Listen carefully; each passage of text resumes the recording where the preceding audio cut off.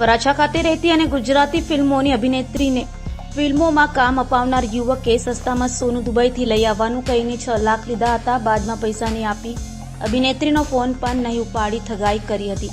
અંતે અભિનેત્રીએ ગઈકાલે કાપોદ્રા પોલીસ સ્ટેશનમાં ફરિયાદ નોંધાવી છે.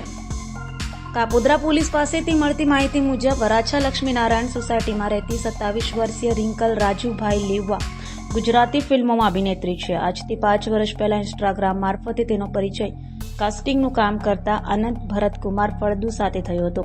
બાદમાં અનંતે રિંકલને પોતાના આલ્બમમાં કામ આપવાનું કઈ મિત્રતા કેળવી હતી અને તેણીને અંધકાર અને ધ લોટરી જેવી ફિલ્મોમાં કામ પણ અપાવ્યું હતું, જેને કારણે તેણીનો આનંદ ઉપર વિશ્વાસ હતો.